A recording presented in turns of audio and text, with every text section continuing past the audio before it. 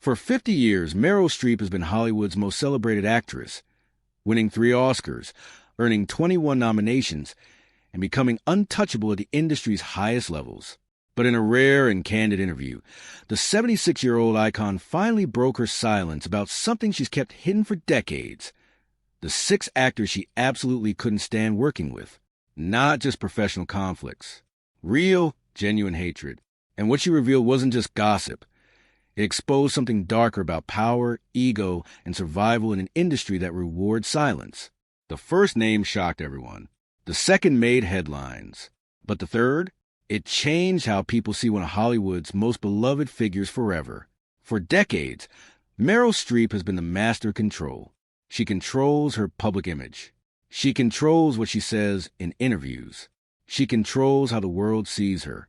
But there was one thing she could never fully control: the people she was forced to work with on set, behind closed doors in trailers, on location shoots across continents. She encountered men and women who tested her patience, crossed her boundaries, and sometimes did things that still haunt her. The difference between Streep and most other actors? She never said a word. Until now. In an interview that's already sending shockwaves through Hollywood, the legendary actress sat down and named 6 actors she genuinely hated working with. Not disliked, not had creative differences with, hated. And she explained why she stayed silent about it for 50 years. "I was protecting the work," she said. "I was protecting myself. And honestly, I was protecting them too, because that was the code." The code. Those 3 words unlock everything you need to understand about how Hollywood actually operates. A system where abuse, ego, and exploitation are tolerated as long as nobody talks about it. What makes this moment so significant isn't just that Streep broke her silence. It's when she broke it. At 76 years old, she has nothing left to lose. No more roles to audition for. No more favor to curry with studio executives. No more fear of being labeled difficult or unprofessional. She's reached the one moment in a woman's career in Hollywood where she can finally tell the truth without consequences. And the truth she told is devastating. Not just about the 6 actors, but about an entire industry building the idea that some people's behavior is too important to address. The first name she mentioned stopped interviewers mid-breath. The second made entertainment news explode within hours. But it was a third name that changed everything, because it involved something that wasn't just about her. It was about a pattern of behavior that had victimized dozens of other women and men, and nobody had ever connected the dots. Her explanation for staying silent for so long was even more revealing than the names themselves. She talked about contracts that required silence, directors who pressured her to keep problems on set quiet, studio executives who told her that speaking up would end her career. And most painfully, she admitted something that many successful women in Hollywood never say out loud. She knew that if she complained, she would be seen as a problem, not the person who hurt her. The first name Meryl Streep mentioned was someone most people wouldn't expect, an actor from her early career, someone she worked with in the 1980s on a film that won critical acclaim but left her emotionally shattered. She didn't name him initially in the public version of the interview, but industry insiders immediately knew who she was talking about. This was an actor with a reputation that circulated in whispers on sets across Hollywood for 3 decades. Crew members knew, other actors knew, studio executives knew, but nobody spoke about it publicly, and that silence allowed the behavior to continue unchecked for years. What made the situation different from typical Hollywood conflict was the nature of the abuse. This wasn't about creative disagreement or clashing personalities. This was about power used as a weapon. According to Streep's account, the actor would deliberately undermine her during scenes, mock her choices in front of crew, and create an atmosphere of hostility that made every day on set a psychological battle. "He had this way of making you feel small," she explained. "He'd critique your performance in front of everyone, as if he were the director. And if you pushed back, he'd act like you were the difficult one." What's particularly chilling about Streep's revelation is that she wasn't the only victim. Other actors from that era have since come forward with similar stories about the same man: patterns of manipulation, public humiliation, and the strategic use of his status to control people around him.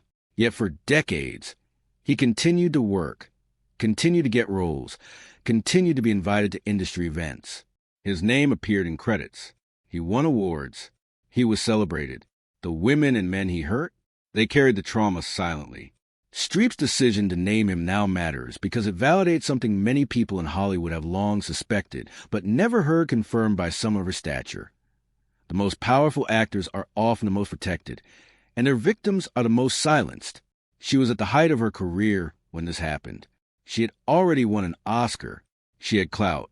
She had options. And yet, even she felt unable to speak up at the time. If I couldn't break that silence, who could? She asked. It's a question that haunts the entire industry because the answer is almost nobody. What makes this revelation even more significant is the timing of her speaking up now. This actor, once considered untouchable, has since faded from prominence. His career cooled. The industry moved on. But Streep's willingness to finally name him sends a message to younger actors still trapped in similar situations. Your abusers don't get to hide forever. Your silence was never your fault. And sometimes, the most powerful act you can do is speak the truth when you finally have nothing left to lose. The second actor on Streep's list represented a different kind of problem, not abuse, but something equally destructive. Unchecked narcissism that poisoned entire productions. This was someone she worked with in the 1990s, during what should have been a prestige project with massive studio backing. Instead, it became a nightmare. And unlike the first actor, this one's identity is harder to hide because his behavior was so public, so visible, that crew members still talk about production as a cautionary tale in Hollywood. This actor had what Streep described as a pathological need to be the center of every scene, every conversation, every moment. She elaborated. It wasn't enough for him to be good. Everyone else had to be bad.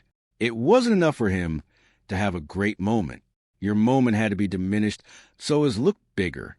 What she was describing is narcissistic behavior taken to its extreme. Someone so consumed with his own image and importance that he actively sabotaged the work of others to maintain his position as a star. The impact on set was immediate and devastating. Other actors reported feeling anxious before scenes with him. Cinematographers had to work around his demands to be lit in specific ways. The script was rewritten multiple times to give him more dialogue, more prominence, more everything. Directors found themselves managing his ego instead of making the film. And Streep, who came to that project with decades of experience and multiple Oscars, found herself having to navigate around his insecurities like she was a supporting player in her own scenes. What's particularly revealing about Streep's account is that she didn't just complain about his behavior. She explained the mechanism behind it. This actor, she suggested, was deeply insecure despite his success. His narcissism wasn't confidence. It was armor against the deep fear of being exposed as ordinary. He needed to be extraordinary every single moment because if he wasn't, he might disappear, she said. It's a psychological insight that reframes his destructive behavior not as simple arrogance, but as a kind of sickness. And yet, Streep was clear. Understanding the psychology doesn't excuse the damage. That production went over budget and over schedule. The final film underperformed. Critics noted that the ensemble cast never quite clicked, that there was something off about the chemistry. What they didn't know was that the off-screen dynamic had poisoned everything on screen. And this actor? He escaped without consequences. He moved to the next project, the next set, the next group of actors whose work he would undermine. Streep's naming of him now matters because it finally documents a pattern that people in the industry have long suspected but never had confirmed by someone credible enough to be believed. This is where Streep's revelation became personal in a way that shocked even industry observers who thought they knew all her secrets. The third actor wasn't someone she had a conflict with on set. He was someone she considered a friend, a real friend. They had worked together multiple times. They had socialized outside of work. She trusted him. And then he betrayed that trust in a way that, 40 years later, still visibly affects her when she talks about it. The betrayal wasn't dramatic or explosive. It was quiet and calculated. During a critical moment in her career, a time when she was vulnerable, when she was dealing with personal struggles that few people knew about, this actor shared her confidences with the press. Not maliciously, perhaps not deliberately trying to hurt her, but he told stories about her that were meant to be private. He discussed her insecurities, her fears, her doubts about her own talent. He positioned himself as an insider who understood her in a way the public didn't. And in doing so, he weaponized her vulnerability for his own benefit. To seem like he had special access, special knowledge, special closeness to one of Hollywood's most celebrated actresses. What made this betrayal particularly cutting is that it came during the 1980s, when Streep was still fighting to be taken seriously as a dramatic actress, still dealing with sexism in an industry that valued youth and beauty over talent. She needed allies. She needed people she could trust. And this actor, who publicly positioned himself as her supporter, her friend, her champion, was actively undermining her by reducing her private struggles into gossip he could trade for social capital. "I realized I had made a mistake," Streep said. "I had confused someone being charming with someone being trustworthy, and I paid the price for that." She didn't work with him again after that, and more significantly, she stopped trusting people in the industry the way she had before. The friendship ended not with a confrontation, but with a slow, painful withdrawal. For decades, they would cross paths at industry events, and the distance between them would be visible to anyone paying attention. What's particularly powerful about Streep naming this actor is that it validates something many people experience but rarely discuss: the loneliness of success. You become isolated not just by your fame, but by your inability to trust the people around you. Every friendship becomes suspect. Every confidence feels dangerous. Every moment of vulnerability becomes a potential liability. This third actor taught her that lesson in a way she never forgot, and in naming him now, she's documenting not just a personal betrayal, but a systemic problem in Hollywood where intimacy itself becomes a currency to be traded. This section represents a moment when Streep's revelations shifted from personal grievances to something far darker: the naming of an actor whose behavior crossed into criminal territory. This was someone operating in plain sight, someone whose predatory behavior was an open secret in Hollywood, someone who continued to work and be celebrated despite what many people knew about him. And Streep's decision to finally name him, decades later, carries enormous weight because of who she is and what she represents. The details Streep provided were measured but devastating. She didn't sensationalize. She didn't exaggerate. She simply described what she witnessed and experienced. This actor used his position of power on set to intimidate, manipulate, and prey on younger actresses and crew members. He created situations where he was alone with vulnerable people. He made it clear that complying with his advances was the price of career advancement. And when people resisted or complained, the industry protected him. Studio executives buried reports. Other actors stayed silent. The system absorbed the abuse and moved on. What makes Streep's account particularly significant is that she witnessed this behavior firsthand. She wasn't relying on rumors or second-hand accounts. She saw him operate. She watched how he selected targets, usually younger, less established people who had more to lose by speaking up. She observed the calculated nature of his predation, and she understood in real time that nobody was going to stop him. Not the directors, not the producers, not the studios. The only way his behavior would ever be exposed was if his victims found the courage to speak, and the industry stopped protecting him. For years, Streep kept quiet about what she knew. She told herself it wasn't her responsibility. She told herself that speaking up might not help the victims and could damage her own career. She told herself that the system would eventually catch up with him. All the rationalizations that allow good people to remain silent in the face of evil. But as she's grown older, and as a #MeToo movement exposed just how many predators Hollywood had been protecting, Streep has come to see her silence differently, not as discretion or professionalism, but as complicity. "I was afraid," she admitted, "but I was also angry at myself for being afraid, because my fear meant that someone else had to pay the price." This fourth actor eventually faced consequences. Not immediately, but eventually. His career imploded. Allegations emerged. The protection he once enjoyed evaporated. But by then, the damage was already done to his victims. And Streep's willingness to finally corroborate what survivors had said carries the weight of her decades of credibility and silence. It says, "I knew, I was there, and this is what I saw." By the time Streep reached the fifth actor on her list, a pattern had emerged that she herself addressed directly. Hollywood doesn't just tolerate difficult people. It rewards them. This fifth actor represented yet another variation on the theme of unchecked ego, but with specific and cruel twist.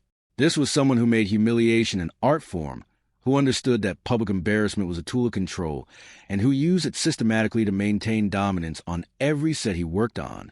Unlike the second actor, whose narcissism was about needing to be the center of attention, this fifth actor's narcissism was predatory in nature. He understood that if he could make people feel small, make them doubt their own worth and talent, he could control the entire dynamic of a production. And Streep, despite her legendary confidence and experience, found herself targeted by this strategy. He would critique my performance in ways designed to undermine my confidence, she explained. Not constructively, not to make the scene better, just to make me feel like I wasn't good enough. What made this particularly insidious is that he did it in front of others. He would make comments during rehearsals that were ostensibly about the work, but were really about establishing dominance. He would question her choices as an actress in ways that suggested she didn't understand her own craft. He would laugh at her ideas in a way that made it clear he thought she was foolish. And all of this was done in a context where she was a more famous actor, the more decorated actor, the more successful actor, which made his behavior even more pathological. He was punching up at someone more powerful because he needed to prove that he could diminish her anyway. Streep described a specific moment that crystallized his behavior for her. During a scene, he deliberately flubbed his lines repeatedly, forcing her to restart over and over. Each time, he'd shake his head as if the problem was her performance, not his incompetence. The director didn't stop it. The crew watched silently, and Streep, in that moment, understood that this was deliberate. This was psychological warfare. I realized he was trying to break me, she said. He wanted me to lose my composure, to cry, to look unstable. Because if he could make me look bad, it would make him look better by comparison. What's remarkable about Streep's reflection on this experience is her clarity about what was actually happening. She wasn't confused about his motivations. She wasn't second-guessing her own perception. She understood exactly what was being done to her and why. And yet, she still couldn't stop it in the moment. She still had to endure it. She still had to continue working with him day after day, because that's what professionalism meant in Hollywood. Absorbing abuse and continuing to deliver excellent work anyway. The expectation that women, especially, would remain composed while being systematically undermined. By naming him now, Streep is documenting not just his individual cruelty, but the system that enabled it, the directors who allowed it, the producers who ignored it, the studios that protected him because he was bankable, and most importantly, the culture that made her question whether speaking up was even worth the cost. The final name on Streep's list carried a different weight than all the others. This wasn't someone who abused her, betrayed her, or humiliated her. This was someone she hurt. And that distinction, the reversal of victim and perpetrator, is what makes this revelation so unexpectedly human and vulnerable. Because after naming 5 actors whose behavior was unforgivable, Streep had to confront something harder: her own capacity for cruelty when she felt cornered or threatened. This 6th actor was someone early in their career when they worked together. Someone hungry, someone talented but not yet secure in their own abilities. Someone who looked to Streep, consciously or unconsciously, for validation and guidance. And instead of providing that, Streep admits she deliberately excluded them. She didn't include them in social moments on set. She didn't advocate for them in meetings. She made subtle comments that undermined their confidence. When they tried to engage with her, she was cold. When they asked for advice, she deflected. She used her power and status to make their experience on that production as difficult as possible. Why? The interviewer asked. And Streep's answer was brutally honest. Because I was afraid of them. She elaborated. This young actor had a quality, a rawness, a naturalism, an authenticity that Streep recognized as genuinely threatening to her own position. At that point in her career, she was fighting to be seen as a serious dramatic actress, not just a pretty face or a character actress. And this young performer seemed to have something that couldn't be learned or perfected through years of craft. It was just there, natural, and Streep, who had built her entire career on discipline and technique and control, felt threatened by something that seemed to exist outside of those frameworks. So I tried to diminish them, she admitted. I tried to make them feel small, so I wouldn't have to feel small. It's a moment of astonishing self-awareness from an icon who has spent 50 years cultivating an image of grace and professionalism.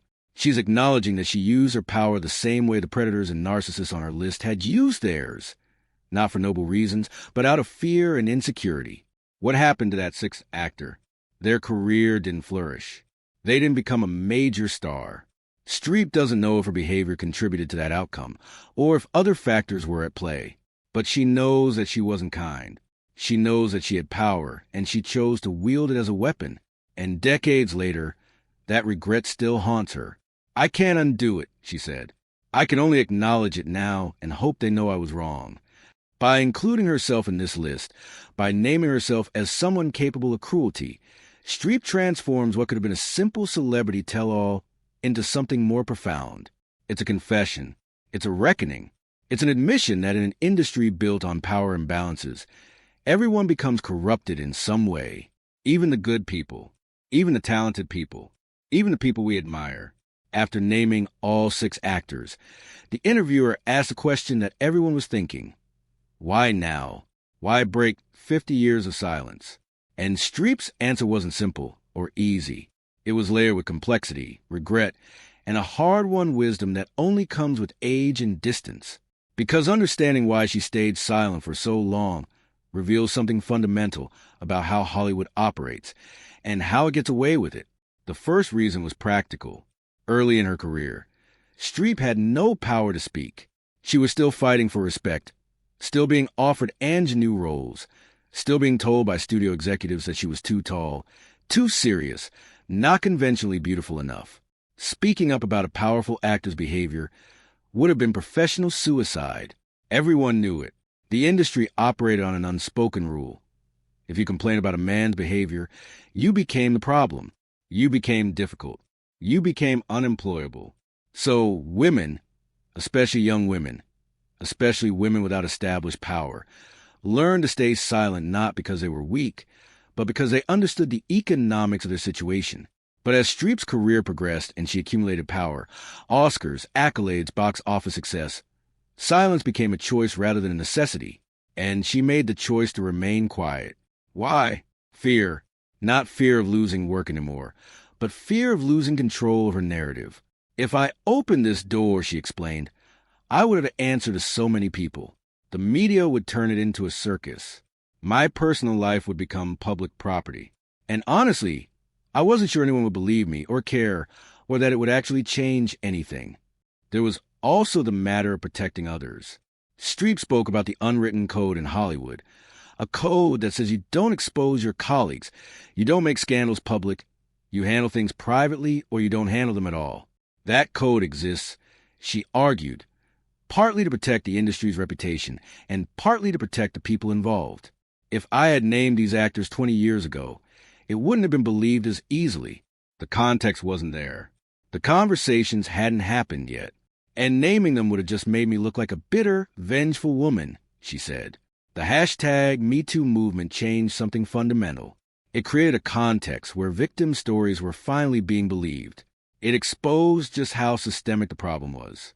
It showed that Streep wasn't alone in her experiences, that countless other women and men had endured similar treatment and had been silent for the same reasons.